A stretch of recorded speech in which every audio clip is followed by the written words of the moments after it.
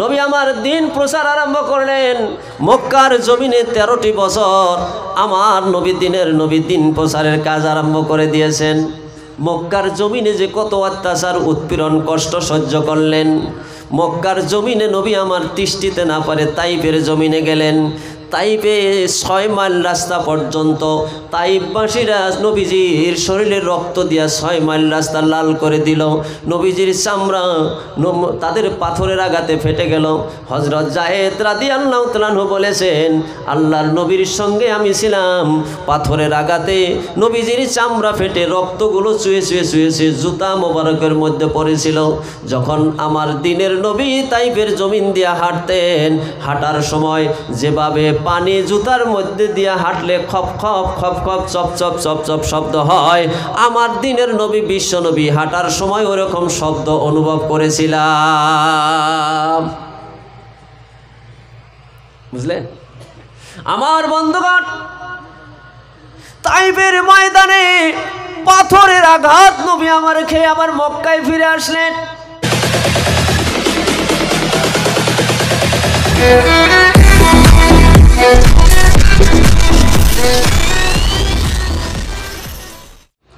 আল্লাহ পাক এ तमाम বিশ্ব জগৎটাকে সৃষ্টি করেছেন। আমরা জানি, আমরা দেখতেছি, আল্লাহ ছাড়া, স্রষ্টা ছাড়া এই বিশ্ব জগৎ কেউ সৃষ্টি করে নাই। এই বিশ্ব জগৎ সৃষ্টি করে মহান আল্লাহ तमाम দুনিয়াটা নিয়ামত দিয়ে পরিপূর্ণ করে দিয়েছেন। আপনি যেদিকে তাকাবেন, ডাইনে তাকান, বামে তাকান, সম্মুখে তাকান, পিছনে তাকান, আপনি মাথার উপরে তাকান, মাটির নিচে তাকান, শুধুমাত্র নিয়ামত আর নিয়ামত। কথা বললাম ঠিক না বে ঠিক? আমার বন্ধুগণ, মহান আল্লাহ রব্বুল ইজ্জতুল জালাল এ तमाम বিশ্ব জগৎ নিয়ামতের দ্বারাই পরিপূর্ণ করে দিয়েছেন। আপনি ডাইনে বামে পিছনে সম্মুখে মাটির নিচে যেদিকে তাকাবেন, শুধুমাত্র মানুষের জন্য নিয়ামত আর নিয়ামত পরিপূর্ণ ভরা। আপনি বাতাস দেখা যায় না, দেখা যায় বাতাস। এই বাতাসের ভিতরে মহান আল্লাহ রব্বুল ইজ্জতুল জালাল কত নিয়ামত দিয়ে পরিপূর্ণ করে দিয়েছেন। আমার বন্ধুগণ, পানির ভিতরে কত নিয়ামত দিয়ে পরিপূর্ণ করে দিয়েছেন। এই মাটির নিচে কত নিয়ামত যে আল্লাহ রেখে দিয়েছে। যারা নিয়ামতের নিকটে গিয়েছে তারা বেশি উপলব্ধি করতে পারে। तमाम বিশ্ব জগতে আপনি দেখুন, মাটি আমরা শুধুমাত্র হাল মারছি, খেতিবাতি করছি, মাটির থেকে উৎপাদিত ফসল সামগ্রী আমরা খাচ্ছি। এমন কতিপয় দেশ আছে তারা মাটি খনন করে তেল, পেট্রোল, দামি দামি বস্তু উৎপাদন করছে। জোরে কোন ঠিক না বে ঠিক? আমার বন্ধুগণ, আল্লাহ বলছেন, ওয়া ইন তাউদ্দু নি'মাতাল্লাহি লা তুসুহা। আমি যত নিয়ামত দিয়েছি, নিয়ামত গুনে গুনে তোমরা আমার নিয়ামত শেষ করতে পারবে না। এই পৃথিবীর বুকে সব থেকে বড় যিনি বৈজ্ঞানিক ছিলেন, আমার বন্ধু, সৃষ্টি জগৎ নিয়ে যিনি অধ্যয়ন করতেন, মরিস বুকাইল নামের একজন বৈজ্ঞানিক। তিনি মরুর প্রান্তে গিয়ে, মরুর কিনারে গিয়ে বালুকণার দিকে লক্ষ্য করে তিনি তাকাচ্ছেন, দেখছেন। দেখতে দেখতে দেখতে দেখতে গবেষণা করতেছেন, পৃথিবীর চতুর্দিকে তাকায়া তাকায়া গবেষণা করতেছেন। ওই মরুর প্রান্তের মধ্যে বালুকণার মাঝখানে একটা চিকচিকা বালু দেখা যায়। বালুর মধ্যে কত কত চিকচিকা বালু আছে না? চিকচিক করে না গো? চিকচিকা বালু দেখা যায়।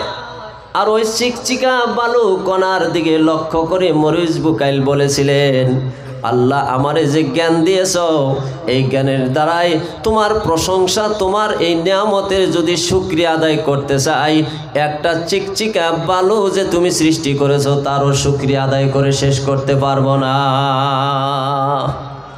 সুবহানাল্লাহ বলে। আমার বন্ধুগণ, শর্ট আলোচনা করব, আগেই বলেছি, আল্লাহর নিয়ামত নিয়ে যদি একজন মানুষ বক্তব্য দেয়, সাধারণত কমসে কম 2-2.5 ঘন্টা বক্তব্য দিলে সামান্য কিছু বলা যাবে। আমি সেই দিকে যাব না, আমার টার্গেট, আমি ডাইরেক্ট আমার আলোচনার দিকে চলে যাব। তামাম বিশ্ব জগতের ভিতরে মহান আল্লাহ রব্বুল ইজ্জত আল জালাল মানুষের জন্য যত নিয়ামত দিয়েছেন, দামি জিনিস দিয়েছেন, আমাদের কাছে স্বর্ণ দামি হতে পারে, রূপ হাতি দামি হতে পারে, হীরা মণি মুকুতা দামি হতে পারে, আমার আল্লাহর কাছে সব থেকে দামি জিনিস মানুষের জন্য যেটা দিয়েছেন সেই জিনিসটার নামই হইল পবিত্র কোরআন। জোরে বলা যাবে কি সুবহানাল্লাহ? কোরআন হচ্ছে এই পৃথিবীর শ্রেষ্ঠ নিয়ামত। কোরআন হচ্ছে এই পৃথিবীর শ্রেষ্ঠ নিয়ামত। আরে যে পড়িবে, যে শুনিবে, যে পড়িবে, যে শুনিবে, পাবে নাকি সমান সমান। কোরআন হচ্ছে এই পৃথিবীর শ্রেষ্ঠ নিয়ামত। জোরে বলা যাবে কি সুবহানাল্লাহ? আমার বন্ধুগণ, আল্লাহ রব্বুল ইজ্জত আল জালাল তামাম গোটা বিশ্ব জগতে আল্লাহ মানুষের জন্য যত কিতাব পাঠিয়েছেন, 126 খানা সহিফা, 4টা বড় বড় গ্রন্থ পাঠিয়ে দিয়েছেন। তৌরিত, জবুর, ইনজিল, ফুরকান পাঠিয়ে দিয়েছেন। 4টা কিতাবের ভিতরে শ্রেষ্ঠ কিতাব যার নাম হইল পবিত্র কোরআন। কোরআনের বিশুদ্ধতা আছে, নির্ভুল একটা গ্রন্থ। এই কোরআনের কোনো ভুল কোনো বৈজ্ঞানিক, কোনো দার্শনিকের আজ পর্যন্ত ধরে দিতে পারে নাই, পারবেও না কিয়ামত পর্যন্ত। আমার বন্ধুগণ, কোরআনে কারিমে কোনো ভুল নাই, সন্দেহ নাই, এতে কোনো সন্দেহ কারো আছে নাকি? জোরে বলেন। কোরআন বলেছেন জালিকাল কিতাব লা রাইবা ফি। এই পৃথিবীতে যত বড় বড় রাইটার চলে গেছে আমার বন্ধুগণ, বৈজ্ঞানিক চলে গেছে, রাইটার চলে গেছে, সাহিত্যিক কবি চলে গেছে, যত কিতাব রচনা করেছেন সমস্ত কিতাবের শুরুতে তারা বলেছে আমার কিতাব আমি লেখলাম। পাঠকগণ যদি কোনো ভুল ধরে দিতে পারো, আমার কাছে বললে আমি শুদ্ধ করে আবার আমি রচনা করব। কিন্তু কোরআন পাক বলে দিয়েছেন জালিকাল কিতাব, জালিকাল কিতাব লা রাইবা ফি, this is the book there of fire of no doubt. এমন একখানা গ্রন্থ দিলাম যার মধ্যে ভুল তো দূরের কথা, সন্দেহের কোনো অবকাশ নাই। জোরে কোন সুবহানাল্লাহ। আমার বন্ধুগণ, যথেষ্ট আলোচনা আপনারা শুনেছেন। আমি বলছি যে আমি ডাইরেক্ট চলে যাব আলোচনায়, আমি ডাইরেক্ট চলে যাব। এই যে পবিত্র কোরআন মহান আল্লাহ মানব জাতির জন্য কেন দিয়েছেন? 126 খানা সহিফা তো আগে দিয়েছেন, তৌরিত দিয়েছে, জবুর দিয়েছে, ইনজিল দিয়েছে। আবার এই পবিত্র কোরআন মানুষের জন্য কি জন্য একখানা গ্রন্থ দিলেন? আমার বন্ধুগণ, আমি আর আপনি তার উত্তর দিলে হবে না, কোনো বৈজ্ঞানিকে উত্তর দিলে হবে না, কোনো ফিলোসফারে উত্তর দিলে হবে না। যিনি কোরআন দিয়েছেন তিনি তো এর জবাবটা আমাদের সম্মুখে তুলে ধরতে হবে। আল্লাহ সেই জবাব তুলে ধরেছেন। আল্লাহ পাক বলেছেন আলিফ লাম রা কিতাবুন আনজালনাহু ইলাইকা লিতুখরিজান নাসা মিনাজ যুলুমাতি ইলান নূর। জোরে বলেন সুবহানাল্লাহ। আলিফ লাম রা, এর অর্থ দুনিয়ার কোনো মানুষে বলতে পারবে নাকি? জোরে কোন পারবে? পবিত্র কোরআনে কারিমের ভিতরে এমন বিক্ষিপ্ত কতিপয় আয়াত আছে, আলিফ লাম র আছে, আলিফ লাম মিম আছে, কাফ হা আইন সত আছে না নাই? এই পৃথিবীতে যত তাফসির কারকগণ তাফসির লিখেছেন, কেউ এর অর্থ বলে নাই, সবাই বলেছে আল্লাহু আলামু বিমুরাদিহি, এর অর্থ আল্লাহ ছাড়া কেউ জানে না। কিন্তু আমাদের মধ্যে একদল মুফাসসির আছে, তাদেরকে দেখলেই বুঝতে পারবেন তারা এর অর্থ ব্যাখ্যা করে। আমার বন্ধুগণ, সেই মুফাসসির মাদ্রাসায় পড়ুয়া না, বলবো আমার মুরব্বিয়ান সকল, ও যুবক ভাইরা, তাদেরকে দেখলেই বুঝবেন গলায় বড় বড় গোটা, মাথায় দেখবেন জট, মোষগুলা দেখবেন এরকম বামরায় রাইখা থইছে, ওইটা মোষের ঠেলায় আপনি মুখটাই তালাশ করে পাইবেন না। ভালো করে চাইছা যদি আপনি দড়ি ভাগ দেন, আমান একটা বলদ বান্ধন যাইব। ওই ধরনের মানুষ দেখবেন চার দোকানে গাছতলায় বাঁশতলায় বৈশা বৈশা কয় আলিফতে আল্লাহ, মিমতে মোহাম্মদ, লামতে জিব্রাইল। জোরে কোন কয় না? নাই কয় না? আলিফতে আল্লাহ, মিমতে মোহাম্মদ, লামতে জিব্রাইল। এক মুহূর্তের জন্য ওদের অর্থটা ধরে নিলাম, ব্যাখ্যাটা ধরে নিলাম। আলিফতে আল্লাহ ধরে নিলাম, মিমতে মোহাম্মদ ধরে নিলাম, লামতে জিব্রাইল কেমনে কইরা হইল? তার মানে এটা একটা সিটারি। জোরে কোন ঠিক না বেঠিক? এই অর্থ মানা যাবে? আমার বন্ধুগণ, এই অর্থর দ্বারে কাছে যাব না। আলিফ লাম রা, আল্লাহ পাক বলে দিয়েছেন আলিফ লাম রা কিতাবুন আনজালনাহু ইলাইকা। মন গড়া অর্থ ব্যাখ্যার জন্য আমি কোরআন তোমাদের কাছে দেই নাই, আমি আল্লাহ এই কোরআন দিয়েছি। কিতাবুন আনজালনাহু ইলাইকা, রসুল হে এই কোরআন আপনাকে দিলাম। কেন এই কোরআন দিয়েছি আপনি কি জানেন? আমি মৌলানা আনোয়ারকে যদি বলে হয়, ও মৌলানা আনোয়ার এই কোরআন কেন দিয়েছে, বর্তমান যে অবস্থা সেই অবস্থার ক্ষেত্রে আমি জবাব দিব, কোরআন আল্লাহ পাক আমাদেরকে দান করে দিয়েছেন, এই কোরআন দিয়ে খতম পড়ব আর দাওয়াত খাবো। কোরআনে কারিম আল্লাহ পাক দান করেছেন, আমি একটা গাড়ি যখন নতুন গাড়ি কিনব, গাড়ি কেনার পরে গাড়ির সামনে সূরা ইয়াসিন, সূরা রহমান, সূরা মুলক লাগাবো। আমার বন্ধুগণ, কোরআন আল্লাহ পাক দান করে দিয়েছেন। জিন ধরেছে, ভূত ধরেছে, আর হুজুরের কাছে নিয়ে যাব, ফু দিয়া জিন ভূত ছাড়াইয়া দিবে। কোরআন আল্লাহ পাক দান করেছে। আমার একটা বাইক গাড়ি আমি কিনেছি, বা নতুন ঘর আমি একটা দিয়েছি, হুজুরকে নিয়ে আমি ঘরের মধ্যে দোয়া পড়াইয়া দিব, যাতে করে আমার ঘরের ভিতরে কোনো জিন আর ভূত না ধরে, আমার নতুন গাড়িটা যাতে অ্যাক্সিডেন্ট হইয়া না যায়। জোরে কোন ঠিক কিনা নাই? আল্লাহ পাক বলেন এই কোরআন তোমার গাড়ি অ্যাক্সিডেন্টের থেকে বাঁচানোর জন্য দেওয়া হয় নাই, ভূত পেট ছাড়ানোর জন্য এই কোরআন দেওয়া হয় নাই। এই কোরআন দেওয়া হয়েছে ওয়া কুল্লা শাইইন ফাসসালনাহু তাফসিলা।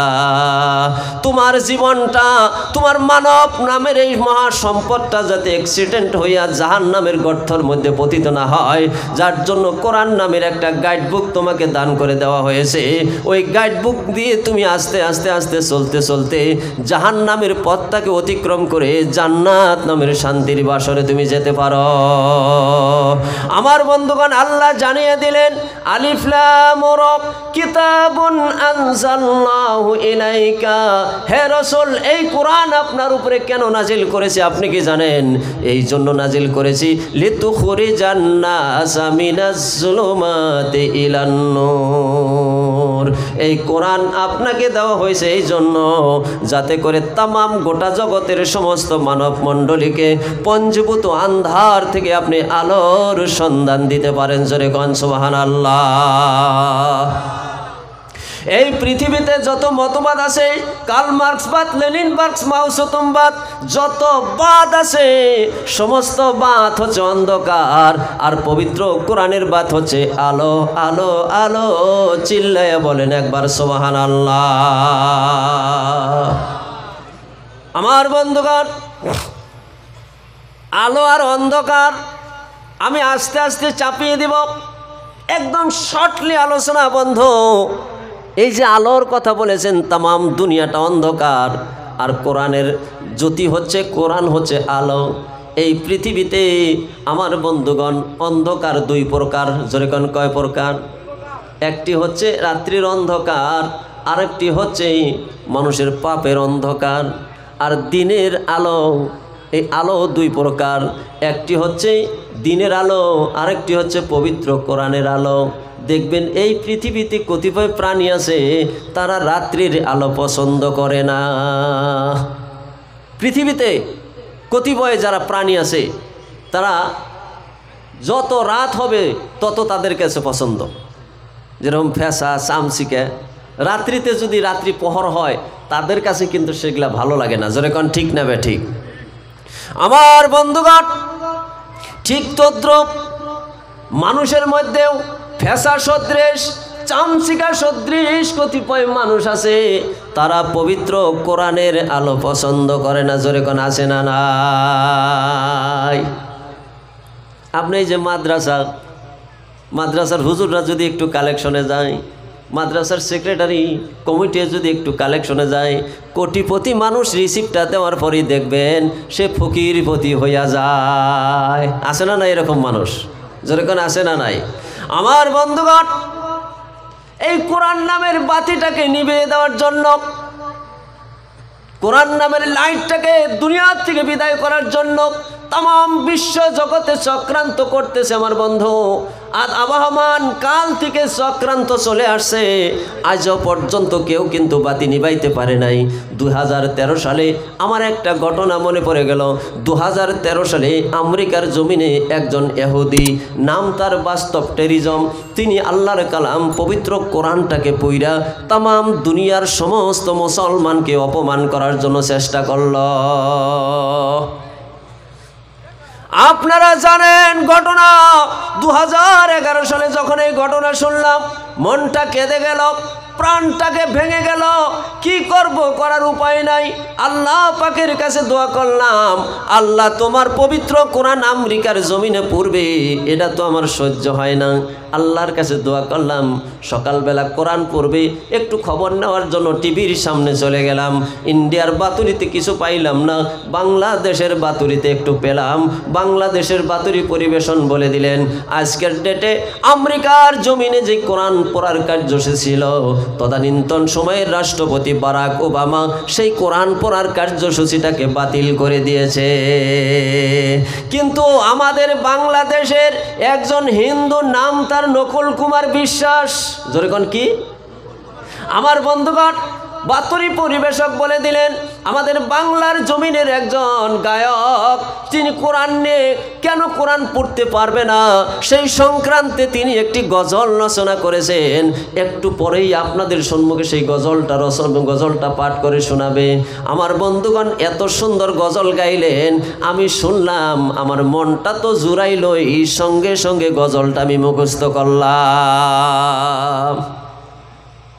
গজলটা আপনাদেরকে শোনাবো, হ্যাঁ? যদি আগুন লেগে ধ্বংস হয় সব পৃথিবীর বইয়ের দোকান, তবু বিশ্ব থেকে হারাবে না পবিত্র কোরআন। সুবহানাল্লাহ কান। যদি আগুন লেগে ধ্বংস হয় সব পৃথিবীর বইয়ের দোকান, তবু বিশ্ব থেকে হারাবে না পবিত্র কোরআন। করবে কেমন করে কোরআন ধ্বংস আগুনে রইতে যে, করবে কেমন করে কোরআন ধ্বংস আগুনে রইতে যে, আসে বিশ্ব ভরা কোটি কোটি কোরআনের হাফেজ, তারা সাফাইবে এই আসমানি গ্রন্থ, তারা সাফাইবে এই আসমানি গ্রন্থ, বাঁচাবে কোরআনের মান, বিশ্ব থেকে হারাবে না পবিত্র কোরআন। বলেন আমার সাথে, বিশ্ব থেকে হারাবে না পবিত্র কোরআন। এই কোরআন নিয়ে কতজনে করলো আদালতে কেস, লেখলো সালমান রুশদি বিদেশ পূর্ণ, সেটা নাকি বারশেষ, তবু আল কোরআনের নূরের জ্যোতি, তবু আল কোরআনের নূরের জ্যোতি সারা বিশ্বে বিদ্যমান, বিশ্ব থেকে হারাবে না পবিত্র কোরআন। আরে পাকিস্তানের জিয়া মল্ল দুর্ঘটনায় ভাই, তার বিমানপুরে ছাই হইল, তার বিমানপুরে ছাই হইল, কোরআনপুরে নাই। সুবহানাল্লাহ কোন? পাকিস্তানের রাষ্ট্রপতি ছিলেন জিয়াউল হক সাহেব, তিনি বিমান অ্যাক্সিডেন্টে মারা যান। তিনার সব শেষ, বিমান শেষ, কিন্তু পকেটে ব্যাগে ছোট্ট একটি কোরআন ছিল, সেই কোরআনটা পড়ছিল না। সুবহানাল্লাহ। আজকেও দেখবেন আমাদের অনেক মানুষের বাড়িঘর পড়ে যায়, এ হয় সে হয়, হ্যাঁ, সব শেষ হয়ে যায়, কোরআন কি পড়ে? তাই নকুল কুমার বিশ্বাস বলেছেন, নকুল কুমার বিশ্বাস একজন হিন্দু মানুষ, আজকার পৃথিবীতেও মুসলমানের বিপক্ষে একজনে যদি মাত মারছে আর মুসলমানের পক্ষে যদি শক্ত মাত মারছে, তাহলে একজন হিন্দু মানুষে বলছে। জোরে কোন ঠিক না ঠিক?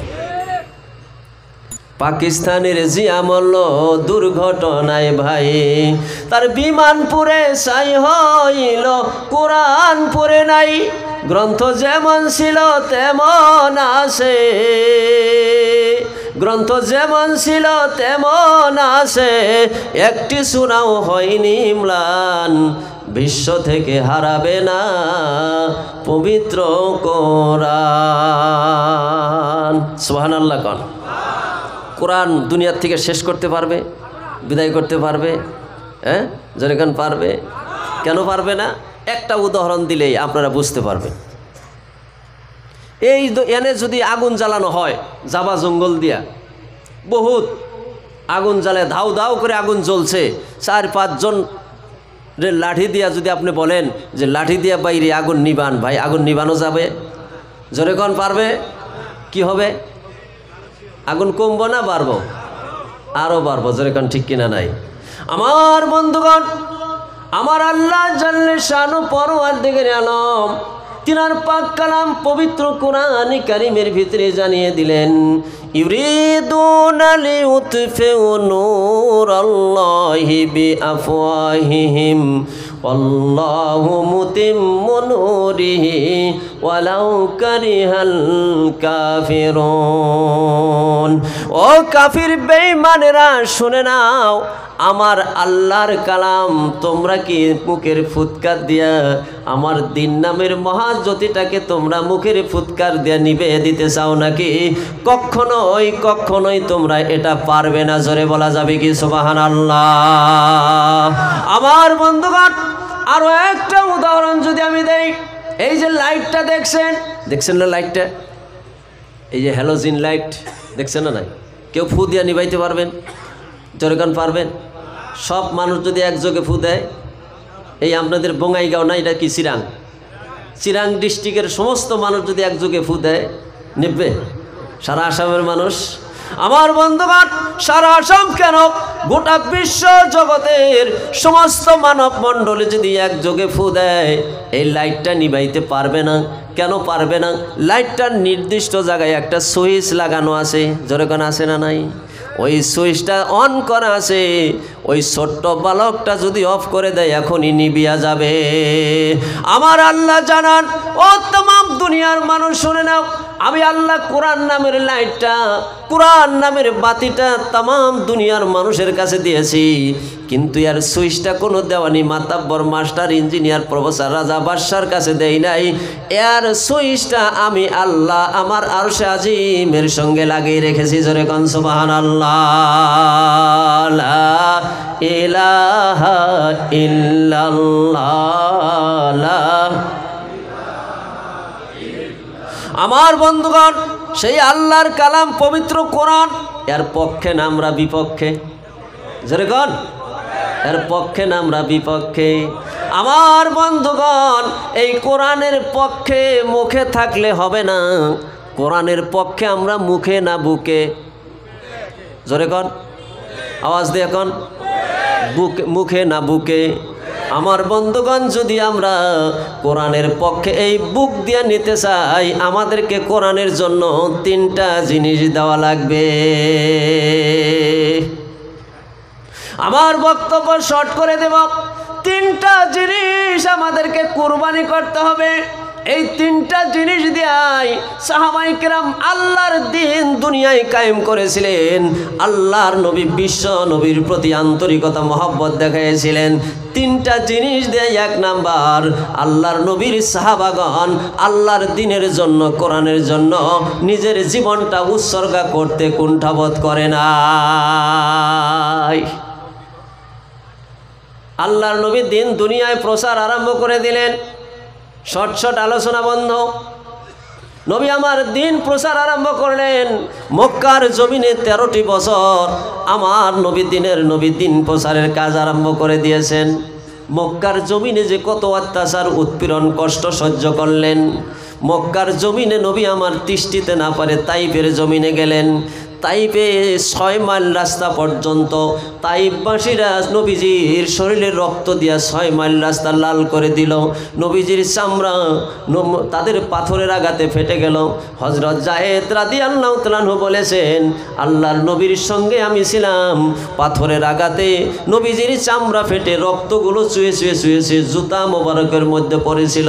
যখন আমার দিনের নবী তাইফের জমিন দিয়া হাঁটতেন, হাঁটার সময় যেভাবে পানি জুতার মধ্যে দিয়ে হাঁটলে খপ খপ খপ খপ চপ চপ চপ চপ শব্দ হয়, আমার দিনের নবী বিশ্ব নবী হাঁটার সময় ওরকম শব্দ অনুভব করেছিলাম। বুঝলেন আমার বন্ধুগণ? তাইফের ময়দানে পাথরের আঘাত নবী আমার খেয়ে আবার মক্কায় ফিরে আসলেন। মক্কার জমিনে 13 বছর থাকার পর অত্যাচার বেড়ে গেল। এক সময় কাফির বেঈমানেরা মাশওয়ারা করলো, দিনের নবী বিশ্ব নবীকে দুনিয়া থেকে বিদায় করে দিবি। আল্লাহর নবীকে যেই রাত্রিতে দুনিয়া থেকে বিদায় করে দিবে, ওই রাত্রিতে মহান আল্লাহ রব্বুল জালাল জানিয়ে দিলেন, আমার নবী আমার হাবিব আমার দোস্তরে আর মক্কার জমিনে তুমি থেকো না, যাও যাও যাও, তুমি মক্কা থেকে মদিনার দিকে তুমি হিজরত করো। আমার মুরব্বিয়ান সকল, দিনের নবী বিশ্ব নবী মদিনায় হিজরত করবেন রাত্রির বেলায়। হযরত আলী রাদিয়াল্লাহু তাআলা আনহুকে ডেকে বলতেছেন, আলী রে, আমি আর মক্কার জমিন আমার থাকা হবে না, আমি মদিনার দিকে যাব। কিন্তু মক্কার মানুষের কিছু আমানত আমার কাছে আছে, টাকা পয়সা আছে, সোনা দানা আছে। রাত্রি পোষাইলে তুমি এইটা অমকের, এইটা অমকের, এইটা অমকের, এই বস্তুগুলা তুমি তাদের হাতে তুমি পৌঁছে দিবা, আর রাত্রিতে আমার রুমের মধ্যে তুমি ঘুম পাড়িয়া থাকবা। আল্লাহর নবী বিশ্বনবী সমঝাইয়ে দেব সেখান থেকে চলে গেলেন। আমার বন্ধুগণ, আমি শর্ট করে ঘটনাগুলো বলছি। ফুজরাত থেকে, ঘরের থেকে, রুমের থেকে দিনের নবী বিশ্ব নবী চলে গেলেন। হযরতে আলী রাদিয়াল্লাহু তাআলা আনহু দিনের নবীকে কতটুকু ভালোবাসতেন তারই একটা নজির আপনাদের সামনে আমি তুলে ধরছি। আমার বন্ধু হযরত আলী রাদিয়াল্লাহু তাআলা আনহু নবীজির ঘরের মধ্যে নবীজির চাদর গায়ে দিয়া, কম্বল গায়ে দিয়া শুয়া রইলেন। জোরে কন্যা একবার সুবহানাল্লাহ। কত বড় কুরবানি! সুবহানাল্লাহ কোন? আমার বাবাকে মারতে আসবে নিশ্চিত, আমি জানি 5 জন দুশ্মনে মারতে আসবে আজকে রাত্রিতেই। বাবাই যদি বলে, বাবা আজকে তো আমাকে, আমি যদি ঘরে থেকে আমারে মারতে আসবে, আমার বদলি আমার বিছনায় কম্বল গায়ে দিয়ে তুমি শুয়ে থাকবা। ওরা যদি মারতে আসে, ড্যাগারের কব লাগুক, লাঠির বাড়ি লাগুক, বন্দুকের গুলি তোমার শরীরেই জানি লাগে, আমি মানবো নাকি? জোরে কন, জোরে কন, মানবো নাকি? আমি বলবো, বাবা তুমিও মরার দরকার নাই, আমিও মরার দরকার নাই, দুইজনে শুদ্ধা বলাই, তাই বলবো না? বাবারে মরবার দিব না, মহানি মহব্বত আছে, কিন্তু নিজে যে মরব এটা মাইনা নেব না। কিন্তু হযরত আলী রাদিয়াল্লাহু তাআলা আনহু, সুবহানাল্লাহ একবার জোরে কন, আলী রাদিয়াল্লাহু তাআলা আনহু কম্বলটা গায়ে দিয়ে শুয়ে রইলেন। দিনের নবী চলে গেল। রাত্রিতে দুশ্মনগণ এসে দেখে হযরত আলী শুয়ে আছে। আমার বন্ধুগণ, হযরত আলী শুয়ে আছে। সকালবেলা জিজ্ঞাসা করলেন একজন, আলী রে, তোমার দিলের ভিতরে কি ভয় জাগলো না? বলে, না, ভয় তো জাগি নাই, তুমি রাত্রিতে কি ঘুম পাড়তে পেরেছ? হযরত আলী রাদিয়াল্লাহু তাআলা আনহু জবাবে বলেছিলেন, আমার জীবনে আমি যত ঘুম পেরেছি, আজকার রাত্রির মতো শান্তির ঘুম আমার জীবনে হয় নাই। কেন রে আলী, এত সুন্দর ঘুমটা তুমি কেন পেরেছ? বলে, আল্লাহর নবী বলে গেলেন, আলী রে, সকাল হইলে তুমি এই বস্তুগুলো, কাফের এই বস্তুগুলো মক্কার মানুষের হাতে হাতে তুমি তুলে দিবা। আমি তখনই নিশ্চিত হয়েছিলাম আজকার রাত্রিতে অন্তত আমার মরণ হবে না। সুবহানাল্লাহ কোন? এইভাবে মেনেছিলেন। আমার বন্ধুগণ, আমরা কি সেই দিনের নবী বিশ্ব নবীর জন্য জান দিতে রাজি আছি কিনা নাই? আমার বন্ধুরা, আমরা উম্মতে মুহাম্মদী। আল্লাহর নবী, বিশ্ব নবী কি পাখিরা ভালোবাসতেন, আসমানের চন্দ্র ভালোবাসতেন, সূর্য ভালোবাসতেন, নক্ষত্ররা ভালোবাসতেন। আল্লাহর নবীরে আমার বন্ধুগণ গাছে ভালোবাসতো, সাপে ভালোবাসতো, মরা কাঠ পর্যন্ত নবীকে ভালোবাসতো। কিন্তু আমরা উম্মতে মুহাম্মদী নবীকে ভালোবাসতে শিখি নাই। সাহাবায়ে কেরাম জীবন দিতেন। হযরতে আবু বকর সিদ্দিক রাদিয়াল্লাহু তাআলা আনহু, হযরতে বেলাল রাদিয়াল্লাহু তাআলা আনহুর নাম আপনারা শুনেছেন। তিনারা কিভাবে অকাতরে নবীর জন্য কষ্ট করতেন। আমার বন্ধু, আজকার মাহফিলে শত সহস্র মহিলারা এসেছে, আসছে না? মহিলারা আসছে না নাই? শত সহস্র মহিলারা এসেছে, প্রজেক্টর দিয়ে আমাদেরকে দেখতেছেন, কথা শুনতেছেন। মহিলাদের জন্য এক্সট্রা করে বক্তব্য দেওয়ার মতো আমার টাইম নাই, কেননা আমার উপরে বিরাট বড় একটা বোঝা দিয়ে রেখেছেন। টাইমও একেবারে শর্ট, তারপরে কাজও দিয়েছে বিরাট বড় একটা ভারী। তবু আমার মা বোন সকল ইসলাম থেকে বর্তমান দূরে, কিন্তু মা বোনদেরকে ইসলাম থেকে দূরে আল্লাহ সরায় নাই।